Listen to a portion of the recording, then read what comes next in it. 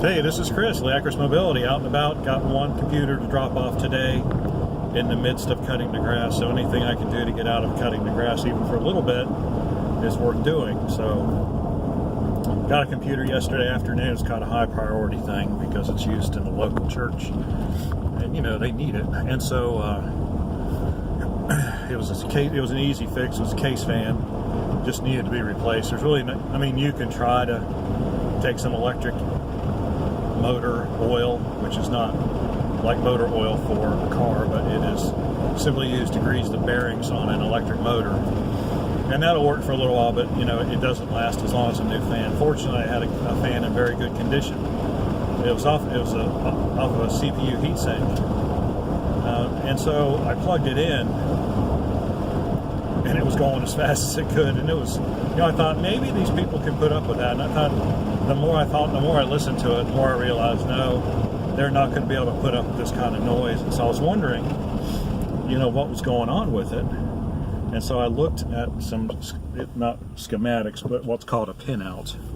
And it just shows you what voltage, or what does each pin do for an electric device that's plugged into it. And so for a fan, you have one pin is the hot, one pin is the ground, and the other pin is for the sensor, so the computer knows how fast I just cannot get this thing going right today. Oh, this will have to work. So the computer knows, so in case the fan stops, the computer can tell you, because most motherboards have some built-in warning system. In fact, a lot of computers, if the fan doesn't turn on, will give you an error message and just shut down.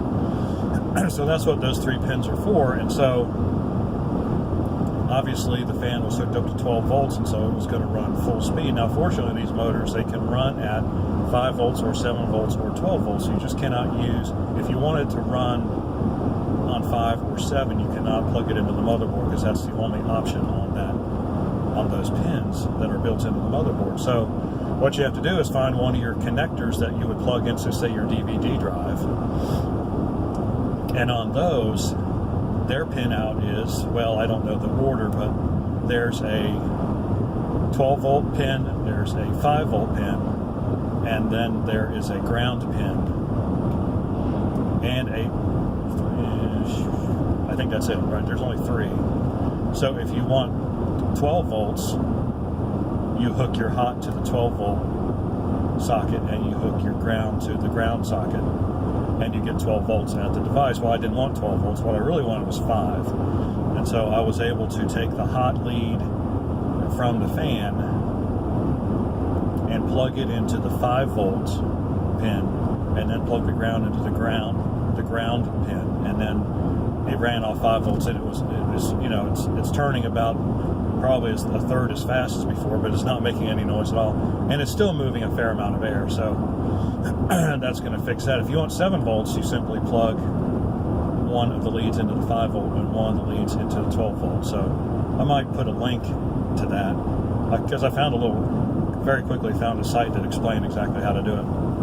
Just didn't do a very good job explaining how to actually do the physical hookup, but you know, you can't be spoon-fed everything all the time, right? So anyway, the computer's working, the fan's working fine, it's got plenty of airflow. You know, when you put a desktop under a desk, things tend to get around it. Of course, the desk is all around it. It tends to restrict your airflow, so you want to have some good positive airflow through the case, as well as the fan that's directly on the CPU. It gets the heat out of the case, makes everything just work much better. So anyway, that's my story for today, and I'm sticking with it. You got any questions or comments, leave them in the section below. Like and subscribe. We appreciate when you do. By the way, you can get electric motor oil at any hardware store, just in case you want to know that. I've used it a lot on, especially if, you know, if it's a computer that needs to be returned to service right away, and I can't get a fan for, say I can only get it on eBay, and it'll take like a week or a week and a half to get it.